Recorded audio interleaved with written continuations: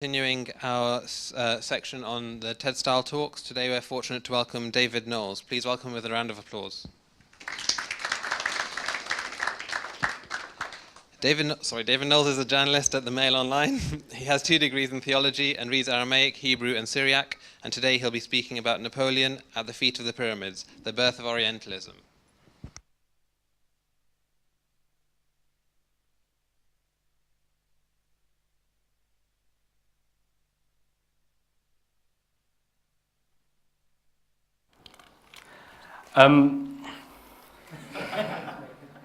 In 1798, French troops landed near Alexandria in Egypt. They raced up the coast and took the city almost without a fight.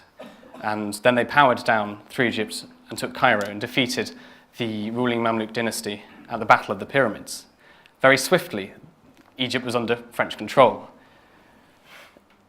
For many people, it marks the beginning of the modern period of Orientalist European domination of the Middle East and of Muslim lands.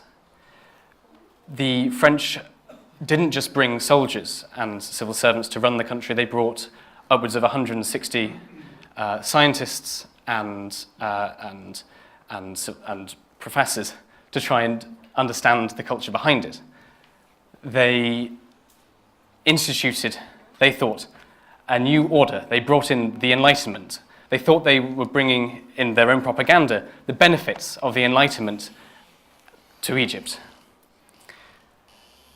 For the Egyptians themselves, it was a somewhat different experience. Their taxes went up to pay for the invading French army, which irritated, as you can imagine, most normal Egyptians.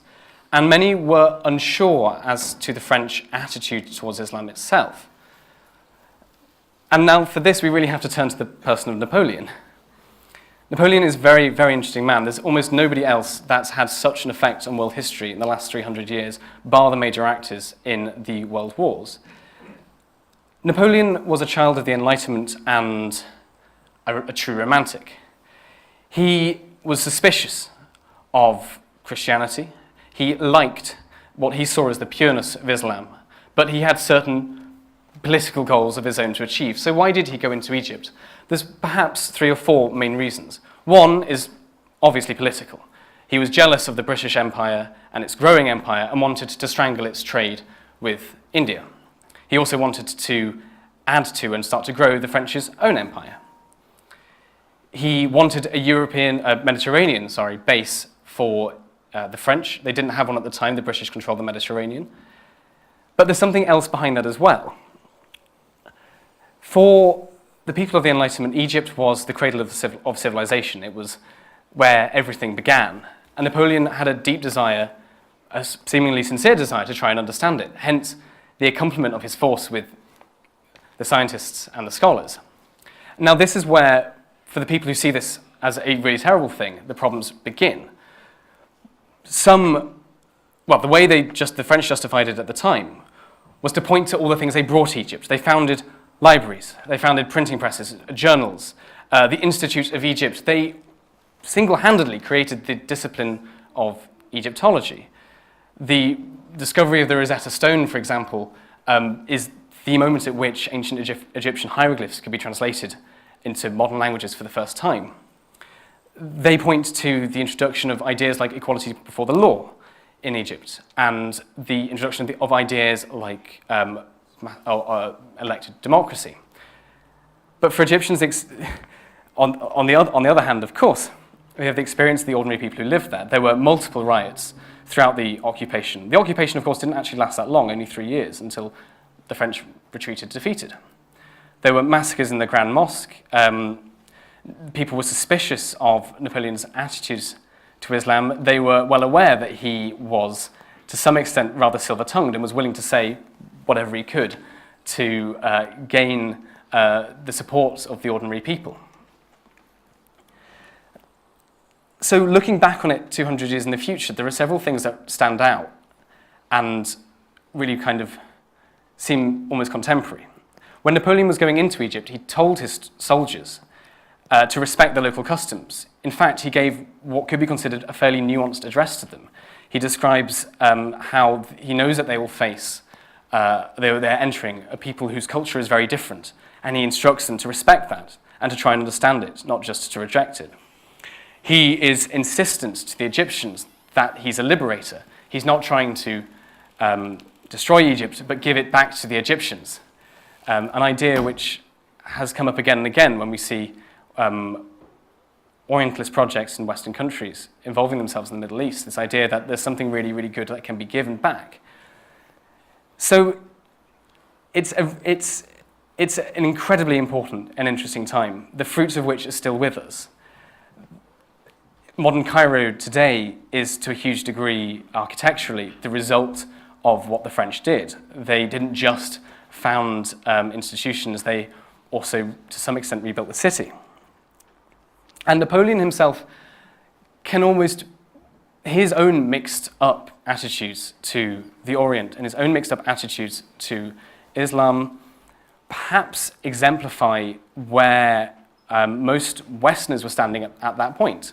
They had a genuine desire, they thought, to understand it better, but equally they had a desire for more wealth, for more political control, and they thought that the Orient was the stage, and Egypt especially was the stage on which they could do it. So why is it important? I mean, it's the first real big example of a Western power taking over and running a Middle Eastern country, a predominantly Muslim country. The problems and the issues and the terrible things that happened during it foreshadow, to a huge degree, what we see later on. For example, at one point, the French invite the local religious dignitaries to participate in democracy. They arrive, and the French say, well, we got to elect your leader. And they say, well, it's him.